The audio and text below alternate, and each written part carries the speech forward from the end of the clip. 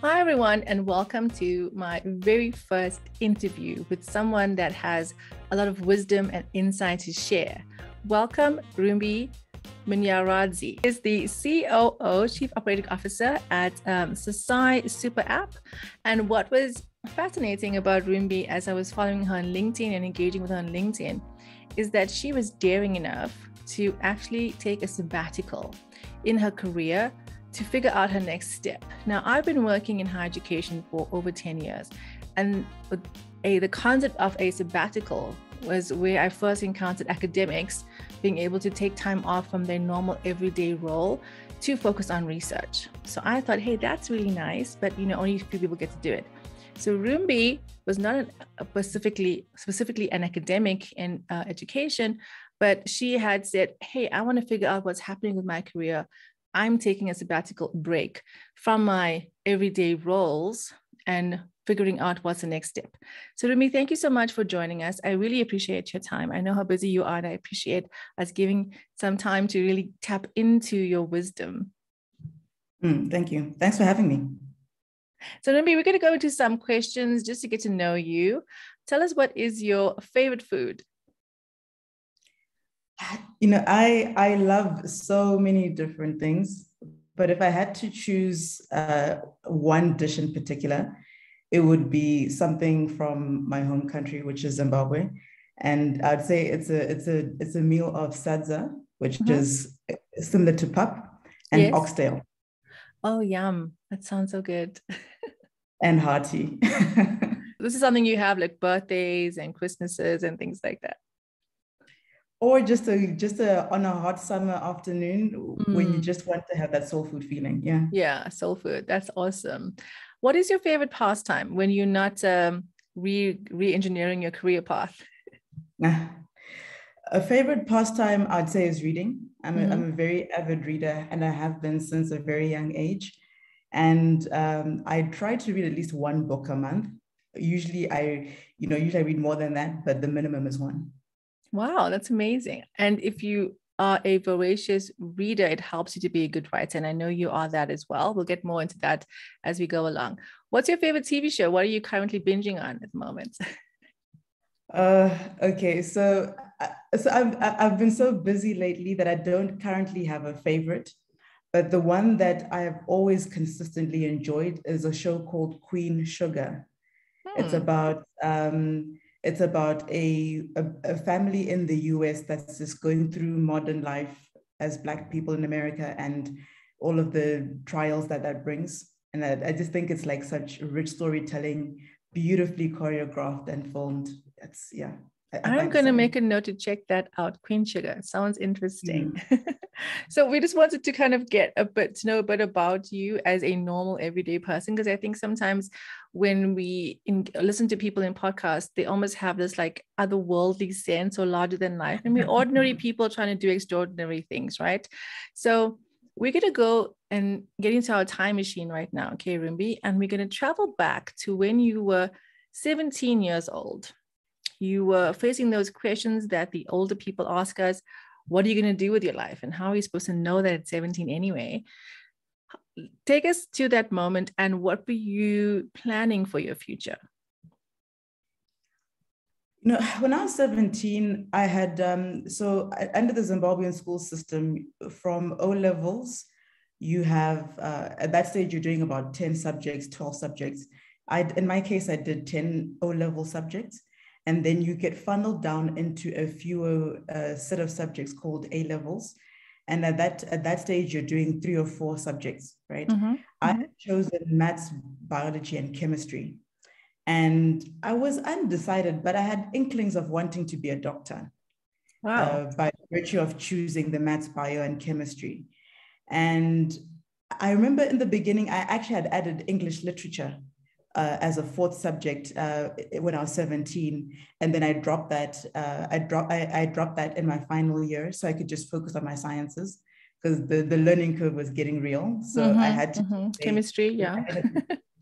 Exactly. At the end of the day, I have to get to a point where I'm just focusing on the sciences.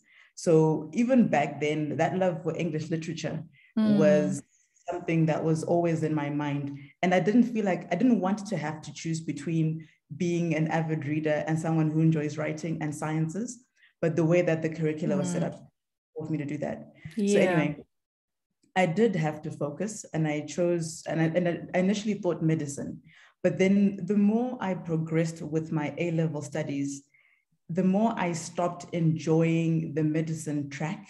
I was now starting to be very, very practical to say, would I really want to spend 5 to 10 years specializing and studying? And does it feel practical for my personality to go down that path? And so even though at that time I hadn't actually met any doctors yet, but I was just thinking through, like, from a research point of view, would it be a right fit? And already in high school, I was starting to move away from that. And I was really enjoying maths. So by the time I finished my A-levels, I was now quite interested in doing something that would use mathematics, be that actuarial science or commercial or other commercial subjects that would anchor around mathematics. Maybe I love that you are actually talking about you firstly, number one, have a very good self-awareness, I think, for your 17-year-old self going back in time, because what you're showing there is that you did notice that you had these dual interests that seem to be at odds with each other based on how the system is set up, and kind of forcing you to choose something instead of trying to help you to cultivate both at the same time. It's not maybe always practical, but then choosing the mathematics route, how did you then choose that? Was it because you just felt like that was more of your interest, or that was kind of where you wanted to focus? I like that you considered the doctor route and thinking, don't want to do 10 years, so I think, take us more into that. So what kind of professions were you looking at with your mathematics interests? What were you seeing for yourself there? It actually wasn't that deep. So when I was trying to think of how to use mathematics, I talked to my teacher. I really, really got along with my upper sixth maths teacher. And I said, what does one do with maths? And so she put me onto actuarial science. And she said, she did warn me that, look, it's quite difficult, and it would allow me to have my options open for working in the insurance industry as well as banking. But she did warn me that there are easier ways to get into those industries. But if you do the hardest thing, it keeps all your options, versus trying to do something easy and then potentially having to back solve for the harder qualifications down the line. So I actually made that application I only applied to 2 universities in South Africa for actuarial science. I applied to UCT and to WIT when it came to actuarial science. And that's those are my 2 choices when it came to South Africa. I also had applied to a university in the US. I was also quite keen to live international study. Exactly. And life economically, Zimbabwe was was already becoming quite a tough environment. And I understood that from a scholarship point of view, America had a huge array of academic scholarships available. I even sat for my SATs. I got a decent score. And on the back of my SAT score, I got a partial scholarship to St. John's University in New York. I was very keen on doing it. But then even with it wasn't a full scholarship. That's the thing. And the price that was still quite high. And my parents also had a preference for me to be quite close to home. So between not being able to plug the gap, I ended up choosing universities in South Africa. And then even the choice between UCT and WITS, because I was so adamant about this maths orientation, right? UCT gave me a commercial degree, but not actuarial science. Only WITS gave it to me. So that's how I ended up at WITS. Interesting. I love that your teacher gave you such sage advice, and then you actually took it to say, take the most challenging route, because if you can face that and take that challenge, it opens up other opportunities versus go to the path of least resistance, which I think is actually detrimental for young people to have. Like in South Africa, there's the distinction between maths literacy and then the pure maths. And then so they take math literacy because it seems to be the easier path. But then when they have to apply to university, they actually can't get the credits that they need to be able to apply for what they want. So I love that we need more of those teachers to say, hey, take the path of resistance. It's going to help you make you stronger and open up more opportunities. I love that. Doing the hard thing first, I actually find has been like a very big guiding principle for my life. Doesn't mean that I succeed with the hard thing, but at least trying to do the hard thing first, it allows me to one, scope out my boundaries. And two, when I then change, I know it's not for lack of trying, right? Because you said something earlier about self-awareness. I am a pretty self-aware individual. And I always know if I'm genuinely doing my best. There are times when you allow yourself to say, you know what, I'm tired. I'm not going to do my best. I'll just do it. But there are times where, for me, being type A, I know if I'm not pushing, right? I know if I'm not pushing. So that actually leaves me unsatisfied when I could be doing the hard thing and I'm coasting along. So and I think, yeah. No, go for it. Please complete your sentence. Sure. I was just going to say that, most of the people watching this have been through an education system where you have to learn those multiple subjects, right? So like I said, O levels for me, I had 10 subjects and I enjoyed the variety that it brought because it was a combination of the arts and the sciences. The only thing that I did not try with any degree of proficiency was art. I was terrible at art. And I mean like painting and drawing, because you were good with the writing part. Correct. Painting and drawing was not my jam at all. I was like, me too. I cannot. I wish I could, but I color in words like you do, Ruby. Exactly. And even knowing that sometimes, that experience of coming lost in art, like for 2 years, was dragging down my average. And I was so about saying I need high averages that I was not going to let art get in the way. So I enjoyed it, even though I was bad at it. And I just said, it's going to become a hobby. I don't have to do it at school. I'm going to have to find some of the expression of my interest in something of this nature. Yeah, I think it's important to say that we don't have to be great at everything. We have certain aptitudes and abilities that make us great at a few things. And even, if we have what seems to be a contradictory interest of like science and art, they can actually blend together and they can complement each other in different ways, because art requires creativity and so does science in a different way. So you're actually bringing your whole brain together to solve problems more creatively. So there's a lot of benefits around there. So let's now fast forward in our time machine to you were at WITS, you completed your degree. How did you find your first job? I think that's something that a lot of young people need some guidance and support in. So please share your story with us. Sure. So my first job was actually my third year of university. So so caveat here. I mentioned earlier that I did actuarial science. I chose actuarial science as my first degree. I went through one semester. It suffices to say I was catching a flame. I found it very difficult. And actuarial science taught me that some things are about a particular aptitude. Like I actually am not wired for it. And it took me a while to realize that I wasn't dumb, because like I'm saying, for the first time in my life, I was not passing exams. I was feeling very frustrated because I wasn't doing well. And I had to realize that there's a difference between having an aptitude for something versus your actual intelligence. It just wasn't for me. So I switched to a BCom degree because I don't know if this is still the case, but back then, the actuarial science degree in the first year was basically a BCom and finance degree plus one or two courses that were tailored for actuarial science.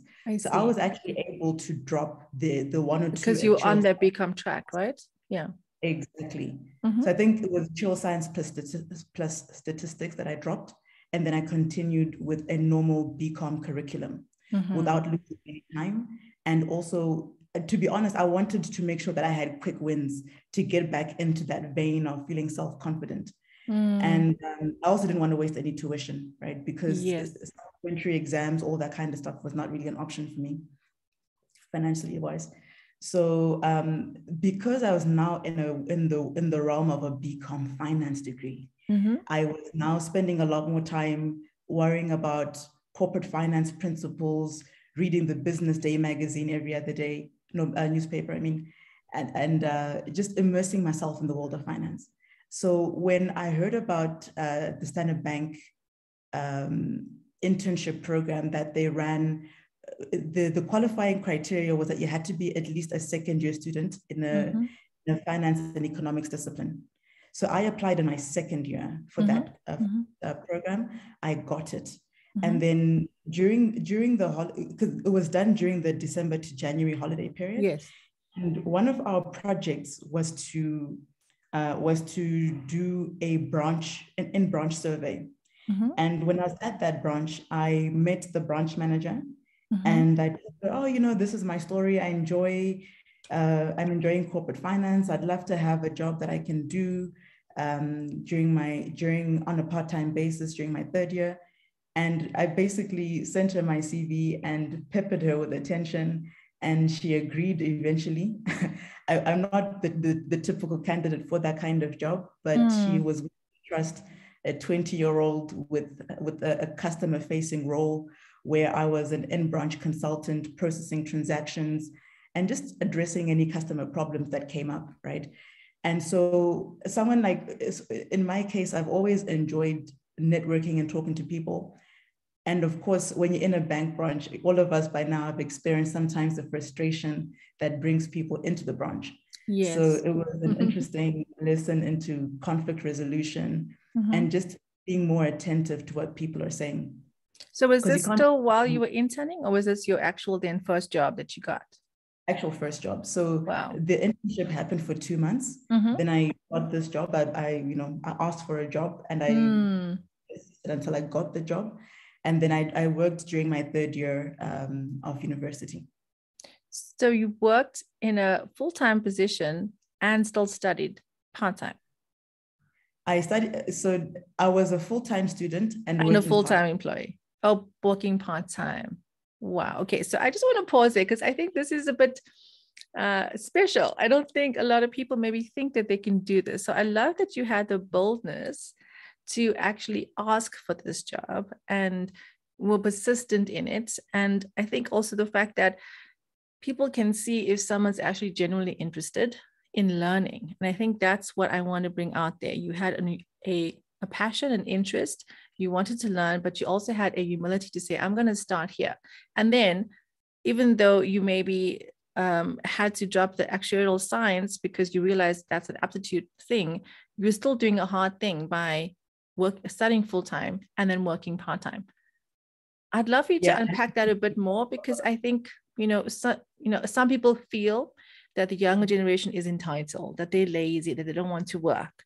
Okay. So you were also like reading industry newspapers and magazines and really being interested in how can I understand the industry? How can I add value?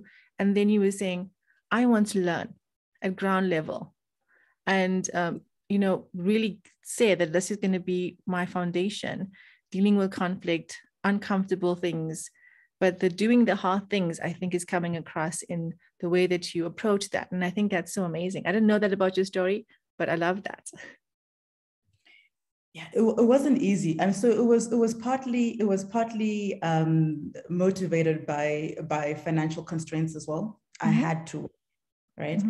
But I had to think about what was the way for me. If I look back on that time, I remember applying for sales jobs where I would have had to, be in a mall selling shampoo or something, or working like in a telesales job. I applied for so many things in my second year and third year, knowing the financial constraints at home. And so when I finally got this internship, and then I went to this branch, and I thought to myself, okay, this branch is like 5 minutes away from campus. I've been talking to the kinds of people who bank here. They seem nice. I could work in an environment like this. And so having gone through so many other interviews of work that I didn't enjoy and that didn't fit into the picture of where I saw my life going, when I finally got that internship, I was like, but this is my chance. These are people who have vetted me. I can make talk myself into a position here because it actually aligns. Like I'd seen enough of what I didn't want to know what I wanted when I saw it, and to see how it actually fit in. And it was my first real experience in complementarity. And what I mean by that is the thing that I was studying in school helped me in my branch job. Not that I was doing, sharp ratios and alpha and beta testing, in a branch, but even just the idea of understanding how the branch makes money, how people, how bank systems facilitate the movement of money between people. It gave me just a practical way of connecting what very practical into the workplace, right? And for me, the most powerful thing I have found since then is to not have too many disconnected experiences, because then your learning is fragmented, right? You will have the thing that you study as a degree, then the thing that you do as your job, and they're powerful when they overlap. And that third year, I won't lie, it was hard. I had to teach myself economics curriculum, because for me to have time to work, that meant I was not attending all of my classes. So and also not going to parties maybe on the weekends, I know, in the evenings. Yeah, that actually all came to an abrupt end, because the fact that I wasn't attending classes meant that I had to self-study, right? Exactly, yeah. So I don't think I went to a single party in my third year, actually. That's a hard thing for some young people to give up, Rimbi. Let's just say that. But it was, I would say the word mission critical. I know it sounds a bit dramatic, but I was a third year student wanting to get into banking and consulting, highly competitive, right? I didn't have money to do an honors degree. So you have to have good grades, right? So between having good grades and work experience, that was my plan to say, I know I'm not going to have as much credibility as the kids who've got a master's degree, who are further along and are applying for these investment banks and consulting firms. But this is how I'm going to shoot my shot. So I figured it's one year of sacrifice, and hopefully it works. And it did work. So I just want to talk about how amazing it is that you were able to create an opportunity for yourself, because I think that's a massive positive shift in the narrative of I'm waiting for an opportunity, I'm looking for one, which you also did. You apply for different types of jobs. But when you got that internship, it was your like aha moment, like I can actually turn this into something real that aligns with my goals. So my first job I got because I didn't unfortunately get to study it, but I was accepted, and then there was no money and there was no real plan for my life. My parents had not completed their matric, so they didn't really know how to support me. And I couldn't just stay at home. So I walked to the local newspaper and said, I'd love to write for you. I'd love to just, get practice in writing articles. And they were looking for a journalist and they employed me. And that's how I got my start there. I had no career guidance. The editor's husband said to me, Cheryl, why don't you do a communication degree through UNISA? You can do that part-time. And I'm like, oh, okay, that sounds like a good idea. That was my entry into the world of work. But I just want to talk about how valuable it is to actually have work experience while you're studying the theory. I think that is so vital, because when I started studying communication, I actually then got a job at the blood service to be a communications officer. So that way that you're putting in your theory with the practical is so important. And that's really why work experience is so important. That's why graduates struggle if they haven't had that work experience, because all that an employer wants to see is that you are hungry, you are humble, and you are smart. Like you want to learn. Those are the three things that they look for in an employee. And so that's what you showed the Standard Bank, team, to say, I'm willing to learn, I'm willing to sacrifice, I'm willing to be here and do the hard work. And I think that is something that I want to emphasize, because there is no shortcut to success. It's not an easy road. It's doing the hard things, choosing to do the hard things and saying, I might not have this path that other people have, but this is my path. How can I make the best of what I have and what's at my disposal and what I'm choosing to then focus on? So that is quite amazing for me. Thank you. And what these things will also tell you is that there's a lot of value in minding the relationships that are exactly where you are, right? So I could have Please repeat that line. I think that's brilliant. Okay, I think there's a lot of value in mining the relationships exactly where you are. Mm-hmm. And that was a function of me saying, you know, when I got that internship, that was Standard Bank corporate. That was the CIB graduate program. Then our project during the internship was at a bank branch. Mm-hmm. When I was at the bank branch, which is retail banking, it's not corporate, I said to myself, okay, there's a chance that they will believe I'm smart because I came through CIB. What happens if I ask for a job? And what happens if I spend time explaining how I can add value in that environment? So instead of me saying, okay, I've done the CIB graduate program, internship program, let me go and look somewhere else for an opportunity, I said, no, I already have an in. Leverage that, exactly. Yeah. So I start here to take it to the next thing. And similarly with my finance degree, in my last year, I remember my professor being very helpful to me, and I explained my whole situation to him. And he said, look, these are the kinds of environments where you need to try to make a segue. I mentioned earlier that I was very focused on investment banking and consulting. That wasn't just an idea. That was me talking to my professor and getting his guidance to say, how do I make use of the skills that I have? And him guiding me to say, look, the best of the best in these areas, in these arenas are these companies. And that's what funneled my choices of where I was applying to. So I didn't say to myself, I'm just going to rely on the internet. I said, look, we're paying tuition. There's a professor. I can ask him questions. Yes. And they actually want your help. They do.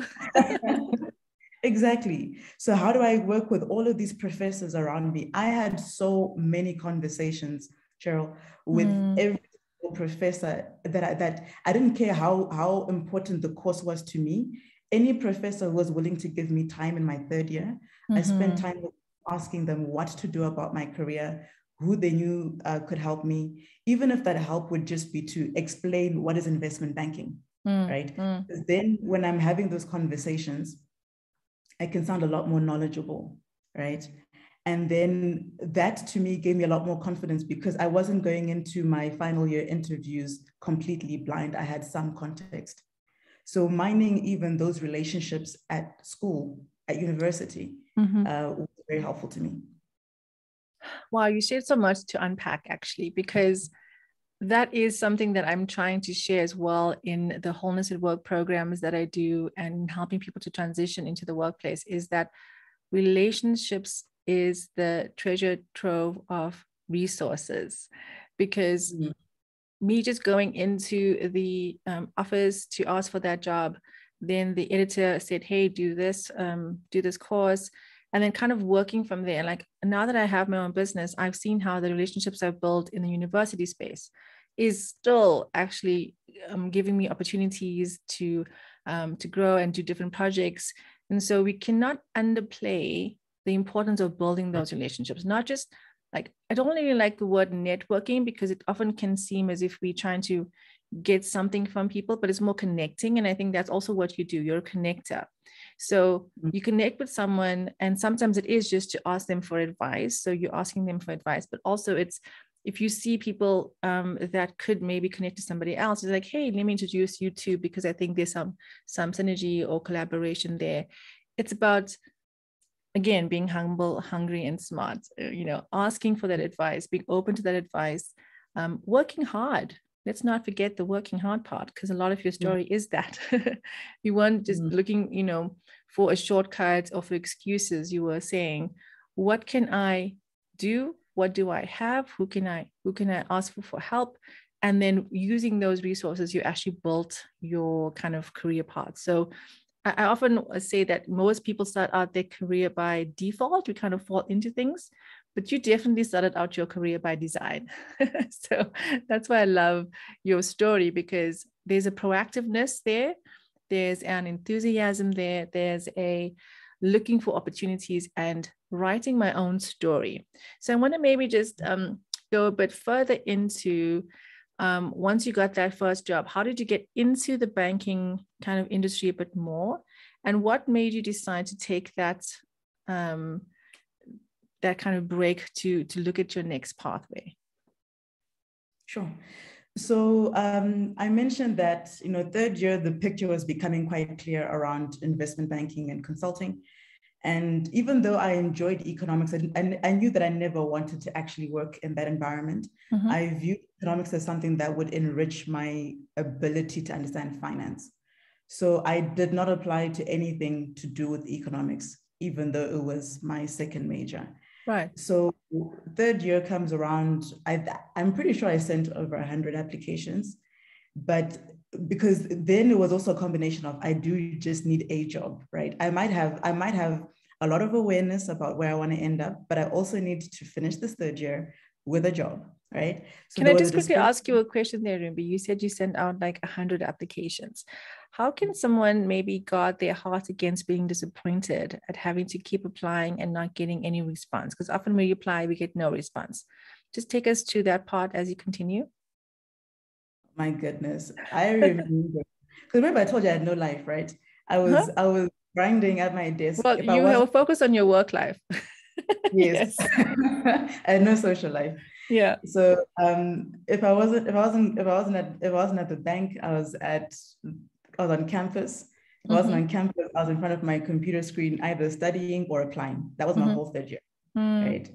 And so to your point about this, what I'd find very disheartening is I'd spend time crafting a tailored cover letter, filling in the application, and then you get those automated responses within 5 minutes of your submission. And you're like, you didn't even read this thing. Yeah. No one actually read this thing that took me maybe 2 or 3 hours to put together. And so to your point about being disheartened, because mind you, out of the 100 or so applications, only 5 called me to an interview. Okay, so right? It was a 5 to 100 ratio, yeah? Yes. So the disappointment quotient was quite high. Yes, right? Yeah, 95%. Everyone belling me up saying that they wanted to offer me something, because I was a third year student in a market that had a lot of honors and master's level students, right? Right. So and that was part of why I knew that I had to start early in my application process. That's another thing that advise people: don't be chilling until the fourth quarter. Agreed. Even when you've got vacancies, you have to apply early. And the beauty of applying early is, for me, I didn't have a spreadsheet, but I was keeping track of some of the things that would help me get better. And by that, I mean, okay, do I really need a 2-page cover letter? Should it be 1 page? What happens if no one gets the second page, right? Because when you look at these systems, you start to realize that there are thousands of applicants. So I started getting better at having a 1-page thesis as to being why more focused. Yeah. Exactly.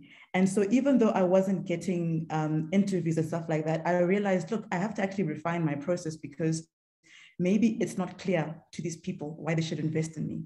So I would improve my cover letters. And I would also focus on making sure that I wasn't applying to too many companies that were exactly the same. So if I get 5 rejections from a particular industry and they all have some things in common, like they're small enterprises, they only have space for 2 people, as an example, then maybe what I should be doing is going to the organizations that have got room for more. Because if they only have space for 2 and they're master's students out there, I'm not good value for money, right? I'm using this language now because I've got more terms, but that was my thought process, to say, I need to actually just focus on international companies, because the smaller guys, they might be advertising, but I'm taking up space where I'm not competitive. They can get more. Again, that's very good self-awareness, that you're reflecting on your own application process. Wow. And one of the other things that I now remember is that because I worked in a bank branch, every now and again, there'd be customers who'd say, oh, young lady, what are you doing with your life? And I'd be like, oh, I'm a student, blah, blah, blah. And these people would also give me advice to say, you talk about getting into banking, but think about this. And they'd actually give me tips on how to improve my CVs. Amazing. Some of them would even just give me the business cards and say, you know what? I don't have time to mentor you or whatever, but I can at least just give you tips. I was going to ask you that. Were you able to then share your CV and stuff with people and your cover letter with people so that they could give you feedback on how to make it better?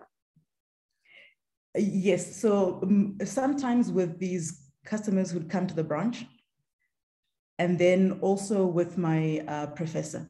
So I wasn't just applying in a vacuum of feedback. Thank you for mentioning that, because that's something I always encourage young people to do or looking for jobs. Don't just do the thing, like you said, in a vacuum. Get feedback, get input. And I love what you shared, that insight is so good, is to say, do a review or keep track of if something isn't working and you know that maybe you don't meet all of the criteria. If you're looking for masters and you know you're a third year student, for example, there might be a way to try and convince the person that you can actually do the job if you have that opportunity. But if it's maybe not giving you traction, then shift into a different kind of niche in that market. So I love that. That was very good advice. Thank you. And to your point about how, right? Essentially, I didn't get discouraged because I knew that it was a numbers game, right? I was under no illusions about this. I'd gone to a couple of campus recruitment events. You go into an auditorium, there are 200 of you, and then you're being told there are only 5 slots. It tells you that you just have to up the intensity. So I won't lie, there were days where I was just losing heart. But in my case, there was no option. If I didn't have a job, I was going to go back to Zim. So I was just focused on my. So you had a very strong motivation. Exactly. I was like, look, my visa expires. I think it was January after my final exams. So I'm going to go home. Let me know that I've done everything, because I don't have time to be chilling otherwise, right? So in all those, like I said, 100 applications, 5 interviews, JP Morgan was one of them. At the time, they had a way of screening people across 7 or 8 interviews. Wow. Some of the interviews were very technical, as in, come do a case study. Others were more like a chemistry fit, where you would be working in groups and presenting things. And that was great, because there was a combination of technical work, interpersonal skills, both of which I enjoyed working on. So there was like a 7 or 8 phased interview process where they're kind of testing your aptitude of teamwork, technical ability, kind of around a broader range than just one-on-one interview, and then we'll let you know. Correct. And the good thing was that they were not all on the same day. They were spaced out. I forget the exact process, but I think it was spaced out over 2 weeks. And what I would do after every interview is send a thank you note. And also then say to them, if there's something that I can do to improve, please let me know. Sometimes people didn't give me feedback. Sometimes they did. But again, just to the whole point of, because mind you, out of when you only have 5 interviews, and this, I think at that time, that was the 4th company I was interviewing with. The other ones were non-committal. So I'm now like, I need to make this work. Yes, right? yes. So I went back to my professors, like, how do I talk to people like this? Like, no, just send notes, do this, and follow up. And that's what I did. And in the areas where I felt like I could have prepared better, I'd go back and do exactly what they advised me to do in terms of putting in the work. So there was that, and that led me into investment banking. So did you get the job at JP Morgan? Yes, I did. Well, see, that's amazing. I think it's important to recognize that the first job process might not be easy either, but then you were already practicing doing difficult things. So it was kind of becoming your mojo, right? Exactly. And also making sure that you choose environments that allow like a greater display of skills. If anyone who's looking at investment banking now, I think they're going to be encouraged by the fact that it's an environment that recognizes that you can come from so many disciplines, but it's the quality that determines if you can translate that into deal origination and execution. So I know so many people who did like psychology or even medicine and stuff like this, the stuff which is non-financial, and still ended up in banking, and they were amongst the best bankers. The way that they think is not bounded by saying, I have to be a finance major in order to be effective, right? So that, to me, I found a very interesting part of my whole career there. I met so many interesting people from diverse backgrounds, and the things that made them effective were actually how non-financial they were, right? Yeah, so it's a typical multidisciplinary approach, but in a very practical way. Exactly. Mm-hmm. So the people who did psychology, for example, were very good at listening to what the client wanted. Because at the end of the day, what you want is to be able to originate deals and to have repeat business. Exactly. And clients work with those who they enjoy working with. There's a likability matters in every profession, right? Yeah, I just Once want to you've pause done, there, Rumbi. I think that's important because people do business with people that they like and trust. And the same way, they work better with people that they like and trust. So being able to work with people is actually what I mean when I talk about the third element of being smart, like smart with people, smart with your social skills, actually adding value to people. Yes, please continue. Exactly. Because once you're in that particular job and work environment, the hygiene factor of your intelligence is taken for granted. We're all smart. It's accepted, right? Yeah. That's the expectation, and if it gets disproved by other things, you'll be worked out of the system. So everyone who's there is smart. So you're not going to get ahead just by saying, I need to show people how smart I am. It's about how well do you work with others, how well do you actually bring out the best in collective skills, and knowing that even when you're not the senior on the team, you must act like you have ownership of the things that have been put in front of you and ownership to drive team success. There are too many, I think when people start out their careers, they're waiting to be the senior and they'll just do the little corner of work. I've been told to do a slide, I've been told to prepare an analysis. But then if you are, and I'm not saying to overreach in areas where you don't have competence, but the thing is, when you are aware of areas where you can add value, even if they're technically not in your lane, step up and talk about it. Because you have to act like the next level that you're getting to before you're actually at that level. So if you're a junior associate wanting to become a principal, you must already act like a principal. Otherwise, people won't think to promote you as a principal. They won't know that you're ready. So you're always acting at the level that you're aspiring to, as and when you're ready to unlock those different gifts and talents. I think that's an important point you're making, Rumbi, to be entrepreneurial in your thinking, right? So you're in a company, but you're also thinking like an entrepreneur inside the organization. Before I entered higher education, I tried my own business for about a year or 2 years. And I was just not emotionally kind of ready at that time. So then I was looking for work again. But I can tell you that once I started working again in higher education, I did not ever take my salary for granted. The way that I work changed. I started thinking, if this was my business, how would I do things? If this is my company, how would I do things? And so even though perhaps I was working in environments where people were maybe just kind of, doing what was expected and nothing more, I was challenging myself. If this is the level, then I want to be above that, because I can't just go down to this normal level. I have to rise above that level. And then that thinking is what enabled me to get the next job and the next job. And the people I worked with are still in those organizations today.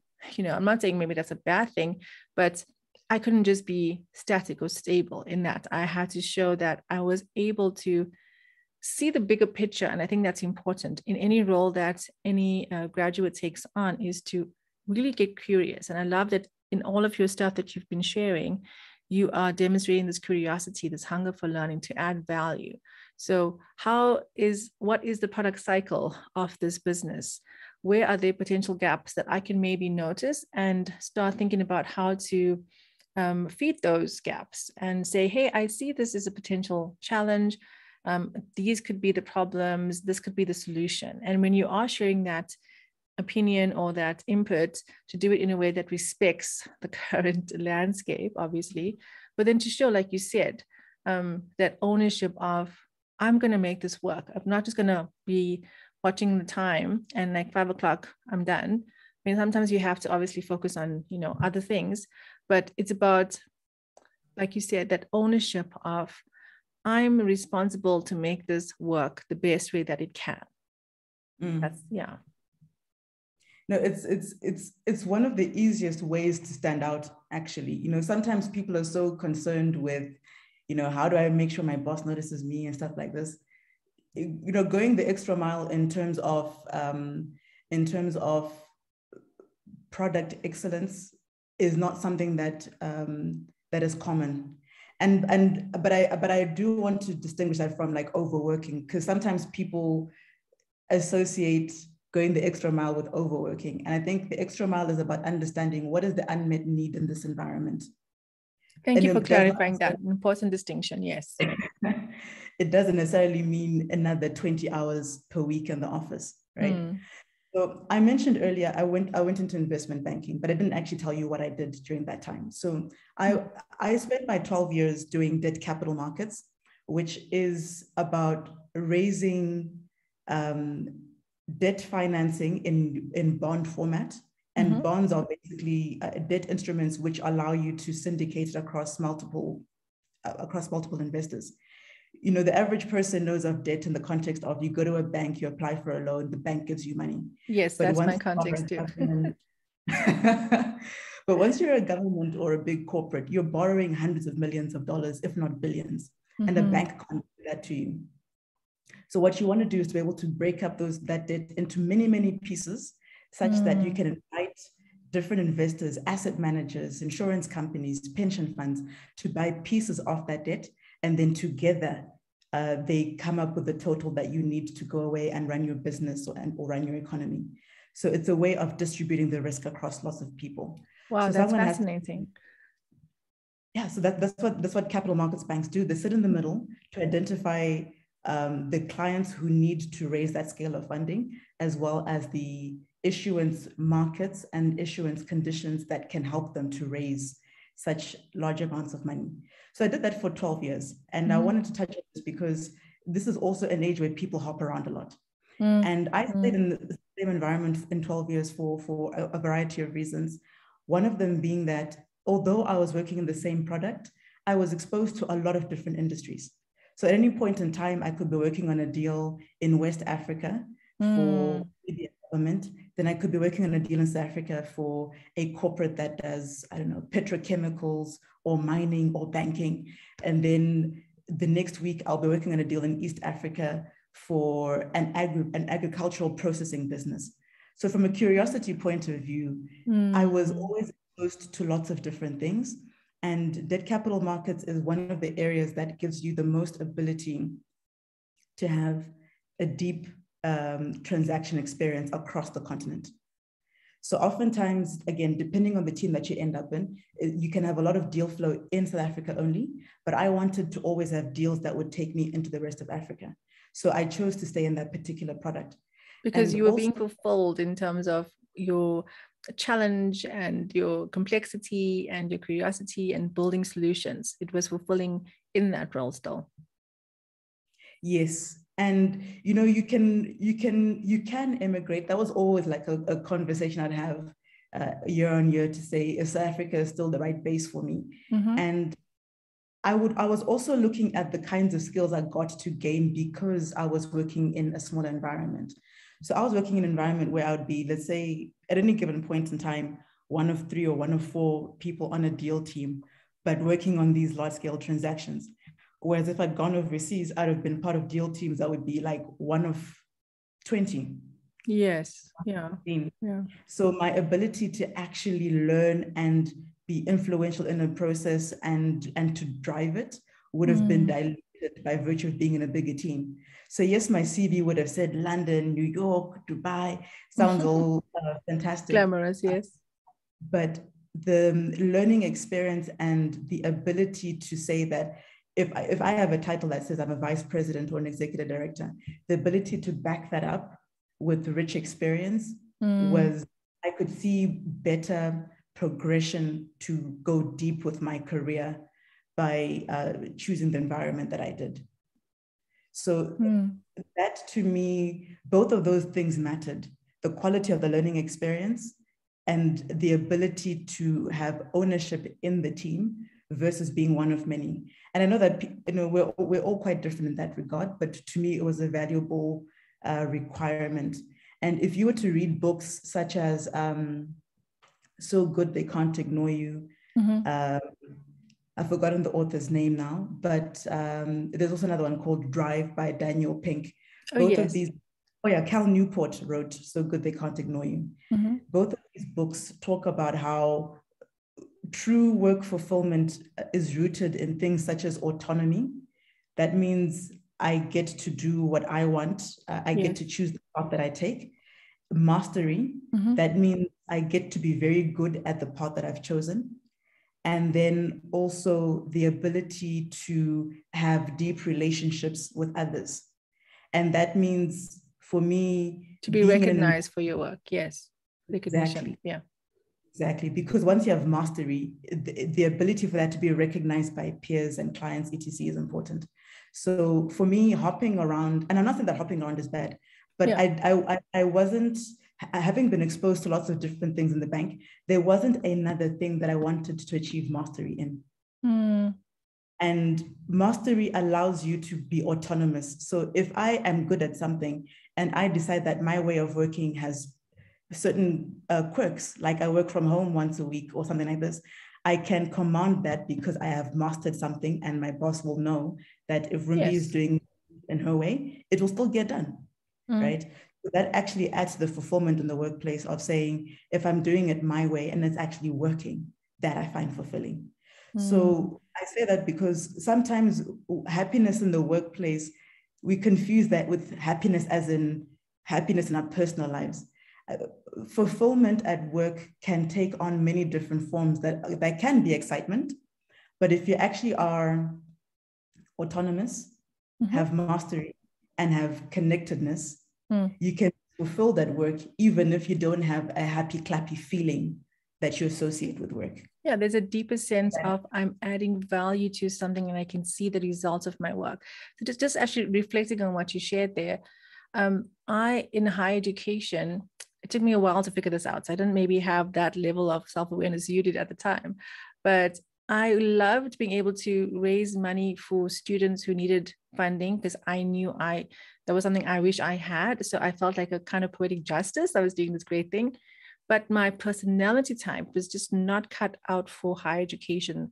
The bureaucracy, okay, we'll see the slow pace of work. People can be very serious and I need to have like fun at work. It took me 3 different jobs in higher education to realize, wait a second, I'm still getting, this amazing kind of feeling of like purpose in my work because I know I could raise money and I could become a great fundraiser. I was mastering this skill I didn't know I had, but then the environment was actually choking me and it was burning me out.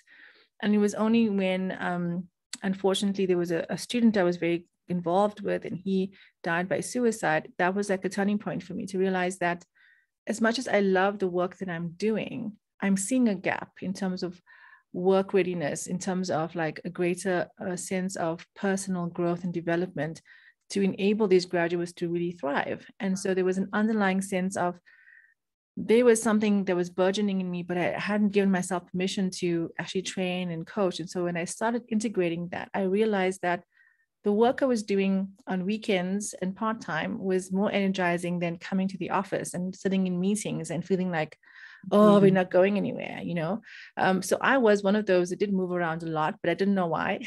I would just get bored doing the same thing. I wanted challenge, I wanted to grow.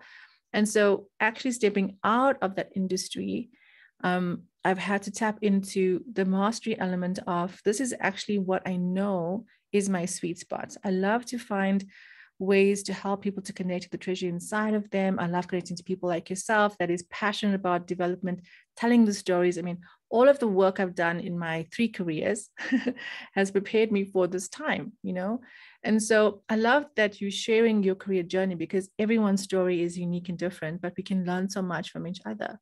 And so I had to step out of an industry to be able to support and help in that space. And I think what you're sharing there is for people to really be aware of what am I enjoying? What am I really enjoying in my work? What is the stuff that I'm really not enjoying? To kind of to notice that, to be aware of that.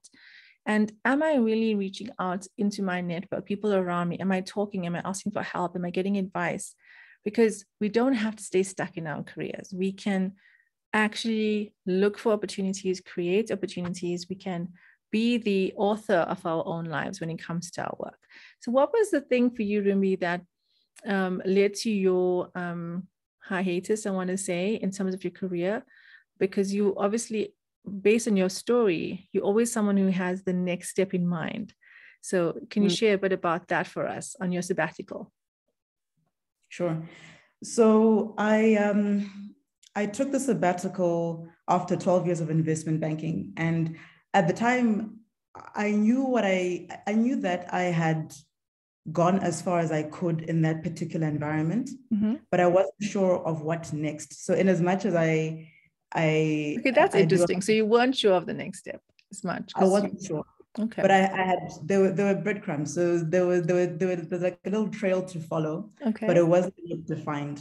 So I knew that if I stayed in the same environment, it would be hard to ideate a new version of the future because it's a very intense environment. You know, not all jobs are the same, but in that context, it's very absorptive. My days were still quite long, even though I was an executive director at the time. So I said to myself, I need to actually create physical distance from the life I've known in order to chart a new direction. And I knew some breathing room. Yeah. Exactly. I knew that I was interested in digital transformation. So I had already signed up to do a master's in that. And I knew that I would eventually get back into something philanthropy related, which is what this logo on the other side is. This initiative that I've started with the Gen Z connection. I knew that there were these threads that I wanted to work on, but I didn't know in what manner and at what pace. So the sabbatical was not to Netflix and chill. The sabbatical was really we didn't think that you would do that, Rumi. I think. Yeah, maybe for a day, but you wouldn't last for more than a day. Exactly. So the sabbatical was to say that I have many interests, but they need time to be unearthed. And sometimes if you try to do everything in the same environment, your new ideas can fail to grow because they're not being properly nurtured. They're not bad ideas, but they just need the right conditions. So that they need new soil. Yeah. Exactly. That was my whole intention, was to say, I'm not just going to sit and do nothing, but I want to have space to try new things. And even just to realize that, life is long. Like we don't have to have this attitude towards work that is restrictive, right? You work to be purposeful and of course to earn an income as and when you need, but that shouldn't oppress you, right? So thank you for saying that, because I'm trying to challenge that narrative about work. Work does not have to be a curse in our life. It can be something that actually energizes you and could be fun. I mean, imagine. and that's where I'm at now, because I've chosen things that better align with my particular energy in this season. Banking did align for a season, yes, but what I've become very attuned to is that knowing when to leave is a skill. And that way you preserve the magic of what you enjoyed about the previous place and leaving it as a baggage-free experience as you go on to the next one. Because if you keep on trying to extract new feelings from something that's run its course, you can resent something that was good for a season, but you've simply outgrown it and you need a new environment to explore the new parts of you that have matured over the however many years you've been doing the previous thing. I think you just described my last job in higher education there. Yeah, it was good, but it's really important to know when to leave, especially with jobs, because that rut that people feel, they ascribe it to the job, but it's not actually the job. It's the fact that they changed. And now that you've changed, this is no longer the environment for you, but nothing's actually wrong with the job. Yeah, there's underlying reasons for why you hate your job, and it's not your manager's job to figure it out. You have to figure it out and fix it. Exactly. So that's what led to the sabbatical. I was off for about 18 months. And to me, it was just the best thing I could have ever done. It's actually the best investment I've ever made in myself. Tell us why. It clarified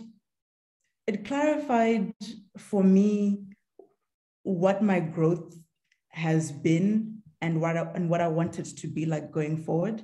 Because you can feel that you're different, but you have to actually know how to harness your skills and personality, and then say, now that I know what I'm about, how do I actually get this to work for me? And I think Simon Sinek in his book, in one of his books to do with clarifying purpose, he said, you can either be a puzzle piece trying to fit into different organizations, or you can be a magnet and use your self-awareness of what you're good at to attract the opportunities that naturally allow you to thrive. And I prefer to be a magnet. A magnet. Yeah, because then what you're really doing is you're magnifying your strengths and you're managing your weaknesses, right? Growing up in school environments that teach us to be all-rounders.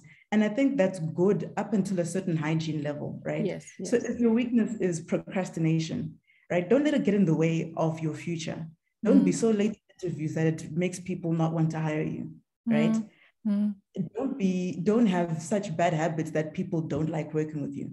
Are you going to be perfect at everything? No, but improve your weaknesses to the point that they don't get in the way of your progress. And then once you've done that basic upgrading, magnify your strengths, then you get really good at the things that make you amazing. And if you're aware of that, your ability to even identify the jobs that allow your magnet to be effective is different, because you're even aware of how that is the better strategy for you. Right? And it can happen when you're younger, I think, with the right support, like you said, Rumbi, but I think also you do need that early career foundation to be able to get to that point of mastery and that becoming a magnet, because those things all build you up for the kind of next stage. So again, I want to just maybe bring out the point that there's no short circuit to that. We can't all be billionaires at 21 because we are Kardashian, right? So if we're not that, then what can we do?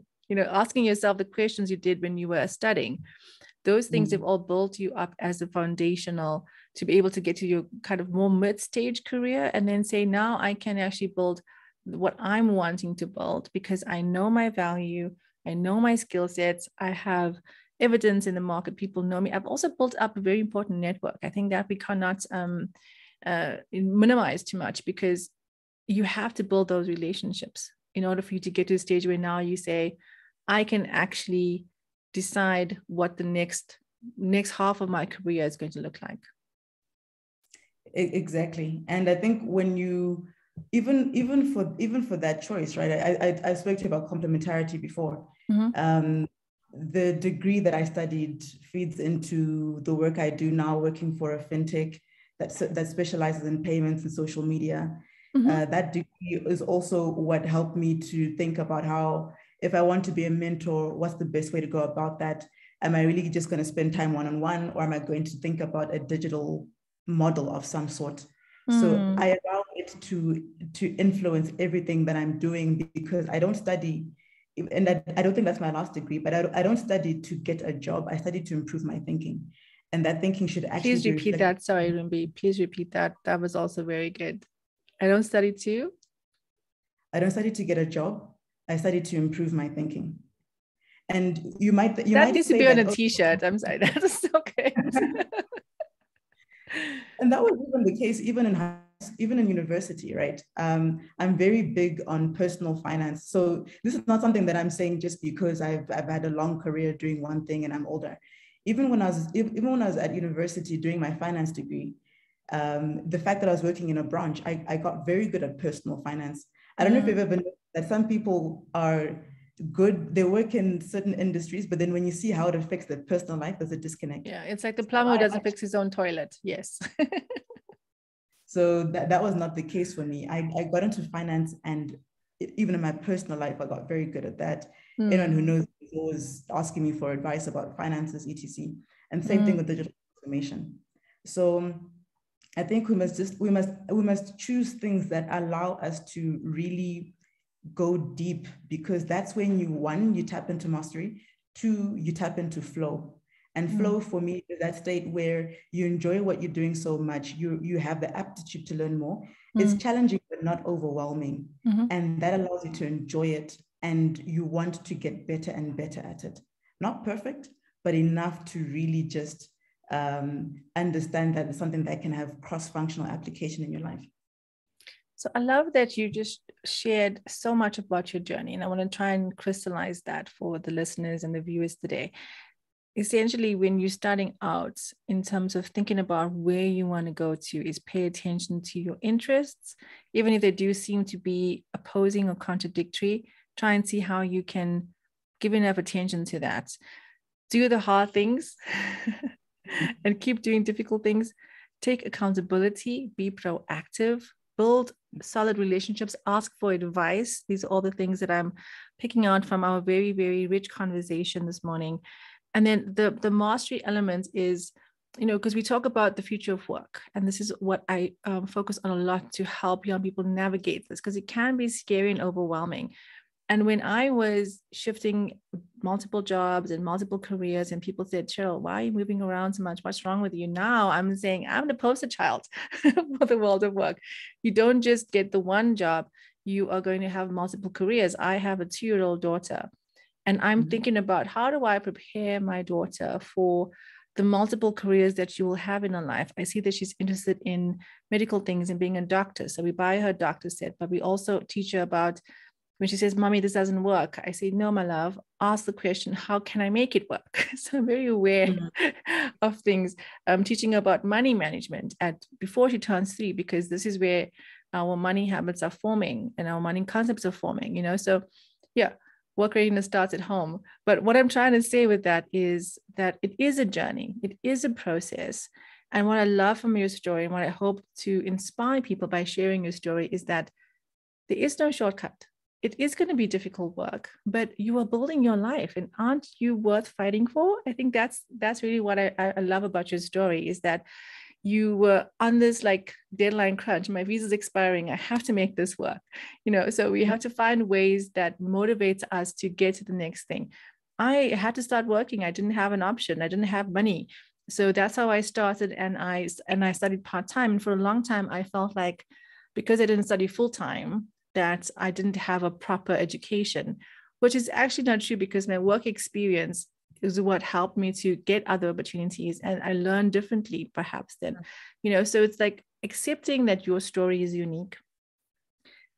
Starting to see yourself as a valuable person, I think, is so important, and asking people for help and feedback and being open to that, and then applying it. Don't just ask for advice and don't take it. Like, take the advice and build that. So Ruby, I know you also do a lot of work around equipping young people and sharing your story. Where can we find some of your content, and maybe some links to websites that people can get more information about your journey? Sure. So, like I was saying earlier, one of the outcomes of my sabbatical is just is having clarity around wanting to share more about what I know, even the lessons that I'm still learning, right? Because we're always learning. Yes. Exactly. So that's where, especially if you're in that Gen Z age group, so 25 and under, you can find some cool resources that I think will resonate at www.genzim.com. And we're also on Instagram at Genzim Connection, as well as on YouTube. There's a channel under the Genzim Connection as well.